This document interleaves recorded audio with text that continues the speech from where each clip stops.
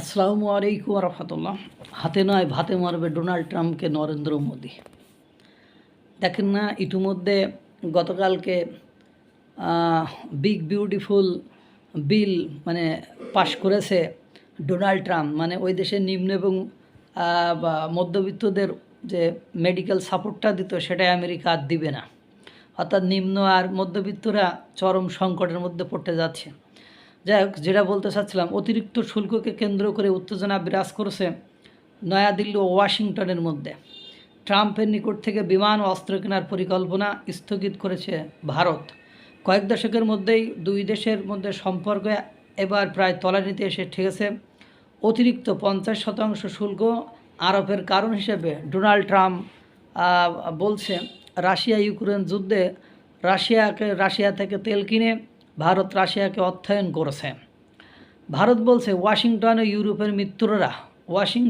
ইউরোপের মিত্ররা নিজেদের স্বার্থে এখনও রাশিয়ার সাথে বাণিজ্য চালিয়ে যাচ্ছে। চিন্তা করেন, রাশিয়া থেকে ভারত তেল কিনছে, এই কারণে ডোনাল্ড ট্রাম্প আপনার কি করেছে, আপনার ভারতের উপরে শুল্ক 50% করে দিয়েছে। যে প্রথমে বলছিল যে ওদের সাথে তেল কেনা বন্ধ করে দাও, বন্ধ না করে দিলে শুল্ক বাড়িয়ে দেবো, সেক্ষেত্রে 25% করছিলাম। পরে 25% থেকে কথা শুনে নাই বলে আবার 50% করছে। কিন্তু দুর্ভাগ্য হলেও সত্য যে সেই ওয়াশিংটন আর ইউরোপের যারা মিত্র নিজেদের সাথে এখনও রাশিয়ার সাথে বাণিজ্য চালিয়ে যাচ্ছে। অথচ একই কারণে ভারতের বিরুদ্ধে কঠোর পদক্ষেপ নেওয়া হচ্ছে।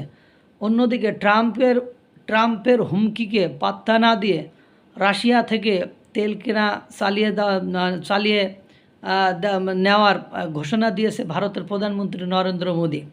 শুধু ভারত ও যুক্তরাষ্ট্রের প্রতিরক্ষা বিষয় নয়, এই শুল্কের বিষয়কে কেন্দ্র করে তাদের মধ্যে যে কৌশলগত অংশীদারিত্ব গড়ে উঠেছিল তাও হুমকির মধ্যে পড়েছে। এবং আমেরিকা ভারতীয় উপমহাদেশে বা আপনার দক্ষিণ এশিয়া মহাদেশে বা ইন্দো প্যাসিফিক অঞ্চলে যে একটা আধিপত্য বিস্তার করতে যাচ্ছিল মার্কিন যুক্তরাষ্ট্র, ডোনাল্ড ট্রাম্প চেষ্টা অব্যাহত রাখছিল।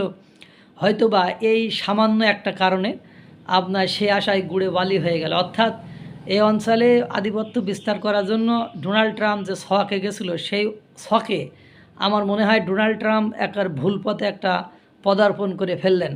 কারণ আপনারা দেখবেন এরপরে আরও কত কিছু হয়। এখন তো বিমান, তারপরে অস্ত্র কেনা স্থগিত করেছে। আরও দেখবেন আস্তে আস্তে ডোনাল্ড ট্রাম্প নিজেই বুঝতে পারবেন। একেবারে আমি তো হিন্দি তেমন বুঝি না, তারপরে ওখানে দেখলাম যে মোদি যে সংবাদ নিউজটা দেখলাম যেখান থেকে, সেখানে বলছে আমরা সম্পূর্ণরূপে প্রস্তুত, আমরা মোকাবেলা করতে প্রস্তুত, আমরা কোনোভাবে ঝুঁকবো না, মাথা নত করব না, আমরা ন্যায্যতার সমঝোতার মাধ্যমে সম্পর্ক এগিয়ে নিতে চাই। তারা বলি নাই যে ওই যে তুমি অন্যায় আবদার করবা সেটা মেনে নেওয়া। এতে ওই বিষয়টা এরকম হয়েছে, হাতে নয় ভাতে মারবে ট্রাম্পকে।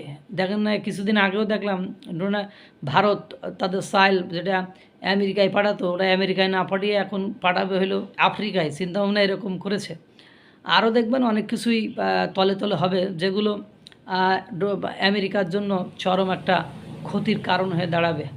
আর আমার মতে দক্ষিণ এশিয়া মহাদেশের যদি রাজত্ব ভারত ধরে রাখতে চায়, তাহলে ডোনাল্ড ট্রাম্পের কাছে মাথা নত করলেই অন্য দেশগুলো কিন্তু পেয়ে বসবে। সুতরাং এই বিষয়ে আশা করি ভারত সচেতন থাকবে এবং ডোনাল্ড ট্রাম্পের কাছে অন্ততপক্ষে ঝুঁকবে না। এটা আমার স্পেসিফিকভাবে একটা যুক্তি বা তর্ক থেকে আমি এটা বলতে পারি। আল্লাহ তাআলা সকলকে ভালো রাখুক, সুস্থ রাখুক। আসসালামু আলাইকুম রহমতুল্লাহ।